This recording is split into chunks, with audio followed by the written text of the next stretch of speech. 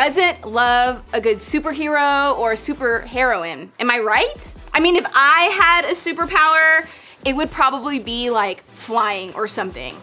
Besides the cool costumes and the amazing accessories and the superhuman strength and the incredible powers, I think one of the reasons we love superheroes so much is because of what they do. They see something wrong happening around them and they step in to make it right. They take action to solve the problem. They step in to defend. In other words, they do something about it. For us though, if we're going to do something, we need to learn more about injustice and take a look at what God has to say about it. Let's start by defining injustice together. Have you heard of the word justice before? Justice simply means something is right, fair, or equal. Injustice is the opposite of that. So when we talk about injustice, we're talking about the things in our world that are unfair, unequal, or not right. There are probably a lot of things that might come to mind when you think about injustices in our world. Things like children who are starving, families living in poverty, natural disasters, or racism. That's the kind of stuff we know is wrong. But if we're honest, it's also the stuff that feels really big. It feels like stuff we can't do much about. Honestly, I get that feeling. Some of the most obvious injustices in the world feel like challenges we just can't overcome. And because of that, we feel like we just have to hang up our superhero cape and let somebody older or wiser or more powerful do something about it. But what if I told you that you have a lot more power to do something about injustice than you realize? What if I told you that right now you have the potential to do something about the hurts and wrongs and unfair things you see in the world around you? Whether we realize it or not, there are so many injustices, big and small, happening in the world around us every day. The problem is that often, if they're not big or huge or obvious wrongs, we just don't see them. Sure, we might question them or wonder why these things are happening. We don't recognize them as injustices. To us, this is just the way things are. It's part of the way the world works. Think about it.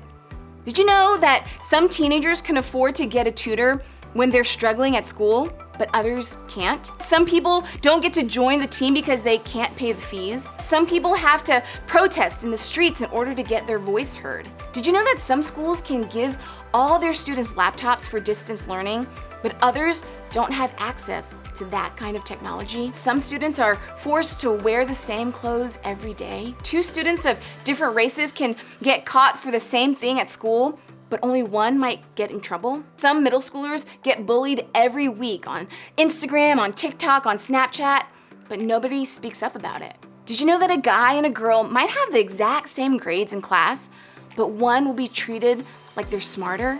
Did you know some people have no money, so they have to beg for it on the side of the street?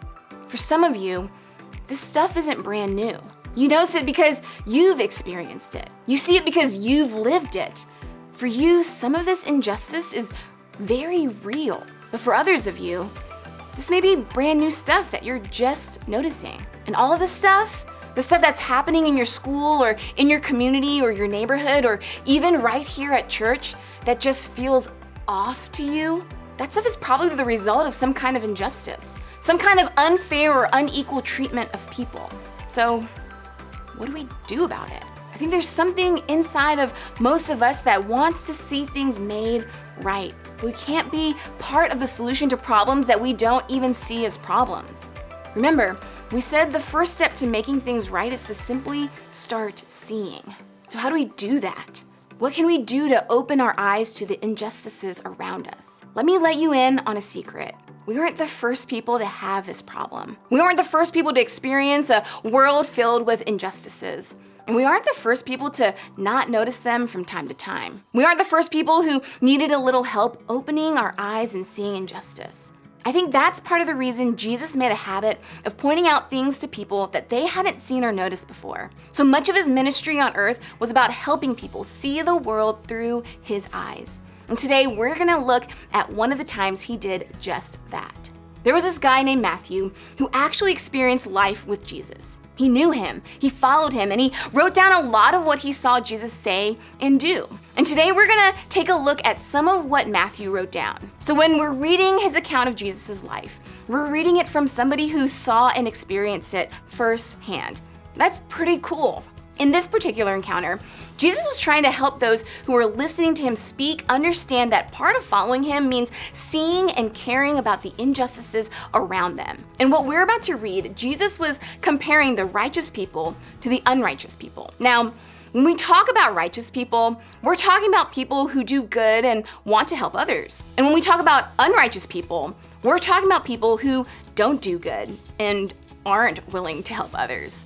Let's look at what Jesus said. Then the king will say to those on his right, "Come, you who are blessed by my Father. Take your inheritance, the kingdom prepared for you since the creation of the world. For I was hungry, and you gave me something to eat. I was thirsty, and you gave me something to drink. I was a stranger, and you invited me in. I needed clothes, and you clothed me. I was sick, and you looked after me. I was in prison, and you came to visit me." Then the righteous will answer him, "Lord, when did we see you hungry and feed you, or thirsty and give you something to drink? When did we see you a stranger and invite you in, or needing clothes and clothe you? When did we see you sick or in prison and go to visit you?" Okay, so maybe you're hearing this and thinking what the people who were listening back then thought. What in the world is Jesus talking about here? When was he hungry or thirsty or in need of clothing? When was he sick or in prison? That's not anywhere in the Bible, right? Well, technically you're right.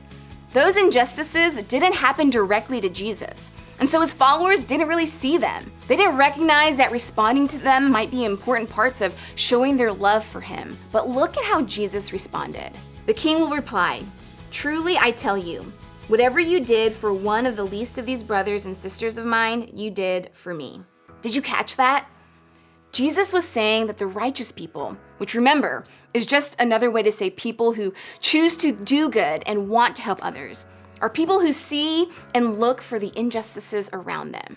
They care about the least of these, which are those who need the most help, feel the most pain, or get the worst treatment. They recognize when someone is hungry, or in prison, or sick, or left out. They see the injustice in the way these people are treated.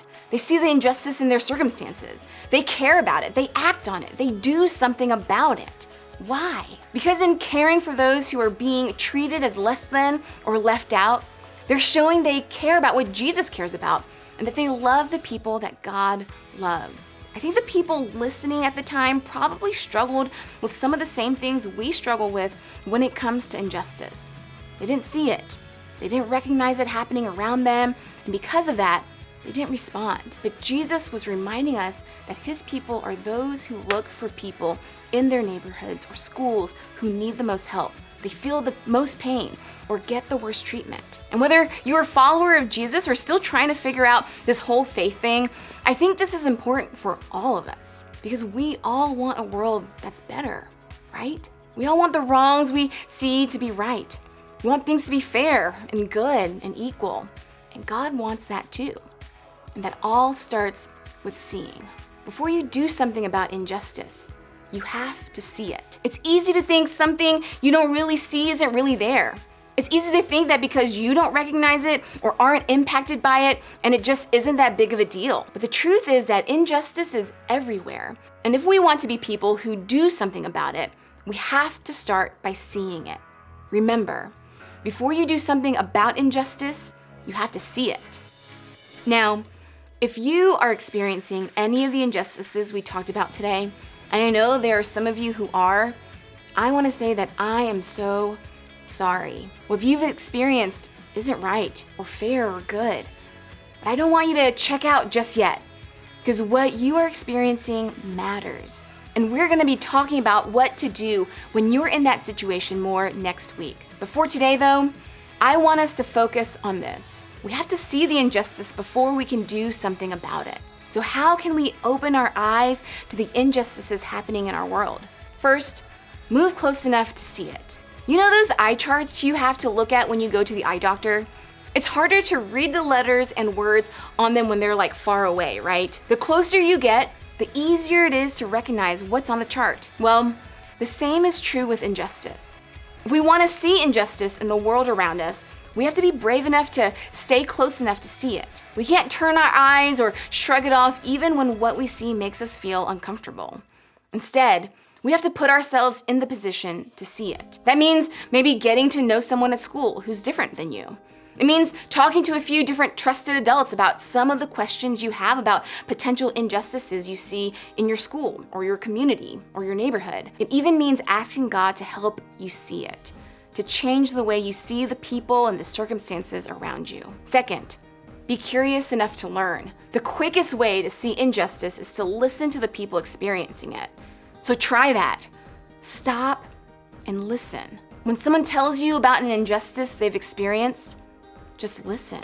Don't argue or change the subject or give your opinion or try to fix it right then and there. One of the first things you can do to act against injustice is to be a listener. The more you listen, the more you'll learn.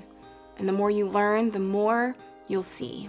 Even if someone doesn't open up to you about an injustice they're experiencing, there are still ways you can learn about injustice from others. One place to start is to pick one injustice you've heard about today and research the history on it. Learn where it started, how it started, and why it started. Then research some people or organizations that are doing good work to help fight that injustice today. Now, here's a heads up.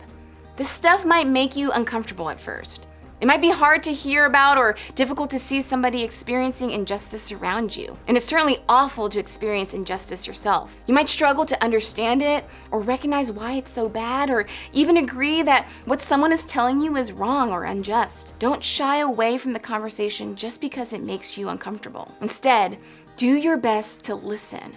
Take your questions to adults in your life you can trust and keep asking God to help you see injustice for what it is. That's your first step, and trust me, it's a big one. Be curious about your own experience too. Here's what I mean. Have you ever experienced an injustice, but you've brushed it off because everyone around you kept saying it's no big deal? Like when you're really struggling in math class.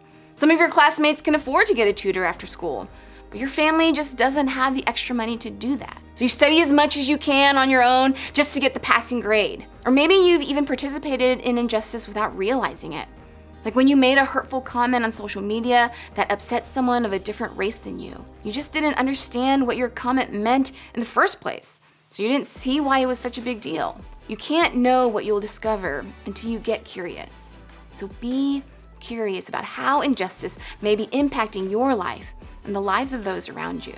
If we want to do something about the injustice around us, we have to start with moving close enough to see the injustice, being curious about others' experiences with injustice, and thinking about your own experiences with injustice. Maya Angelou, a famous woman who wrote about injustice a lot, summed this up perfectly. She said this: "Do the best you can until you know better. Then when you know better, do better." That's my hope for you. That you'll begin to see what or who you haven't seen before, and then you'll begin to act, so that together we can do something. Remember, before you do something about injustice, you have to see it. One of the best places to start talking about what it means to see injustice is with your group. We've created these groups to be a safe place for you to listen, ask questions, and encourage each other to do something great in this world together.